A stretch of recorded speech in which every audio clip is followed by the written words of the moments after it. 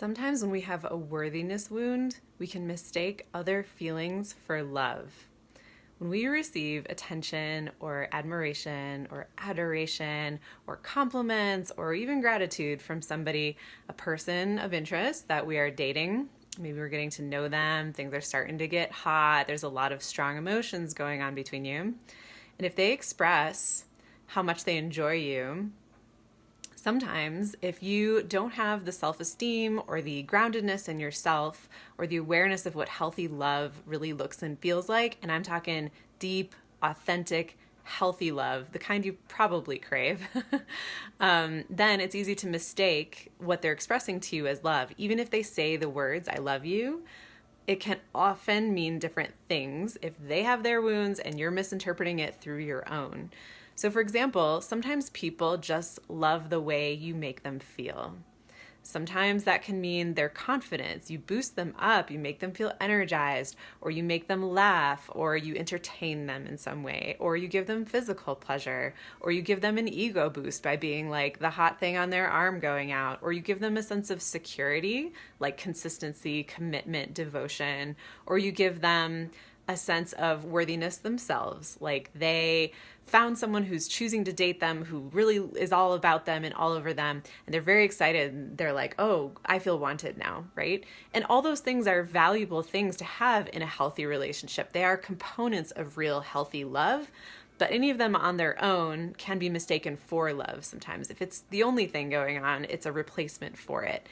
And you can misread this as love when you have the worthiness wound that you want to be chosen really badly. It's like something you need from a wounded place, not a healthy, like, this would be an addition to my life in a way that like supports me and makes my life better in partnership with someone else, but rather you're looking for someone to express what looks and feels like love.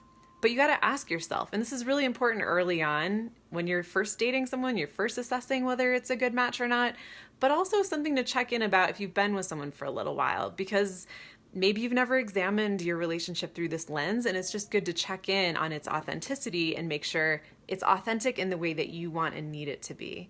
And that's important because real love, deep love that appreciates you and all your flaws and all your messiness and the ups and is there for the ups and downs, is longer lasting and healthier and more supportive to your dreams, your better self, a feeling of connectedness and devotion and acceptance of each other. And that's the kind of shit that is the groundwork for a great sex life too. So when you are assessing your connection with someone, look at the ways that they express their love to you. Is it always through a lens of like, I like what you bring to my life? I mean, they may not use these words, but does it kind of come through in a different way, but this is essentially what they're saying?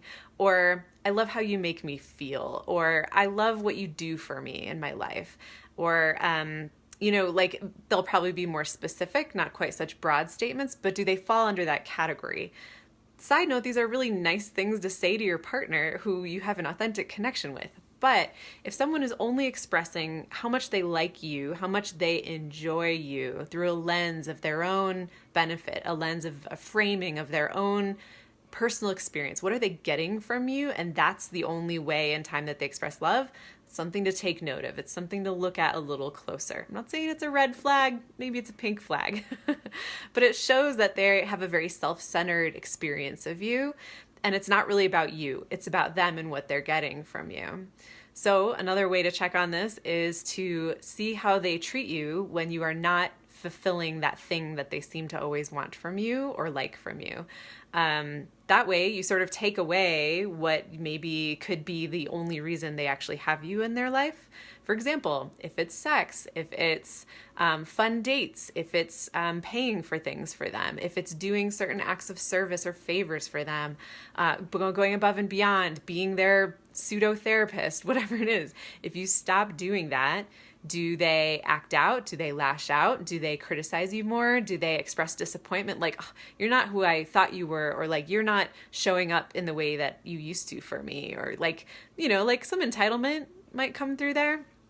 And if they express that and they're not here for or appreciative of all the other things you bring to the world and to the relationship, then maybe they have kind of a narrow, myopic view of what you are there for in their lives. A third way to look at this is to see how they act in tough times. So maybe you're sick, maybe you're really stressed out, maybe you're going through some other shit outside of the relationship in your family or your friendships or your work environment, or maybe you're diving into a really difficult project, personal or work or otherwise.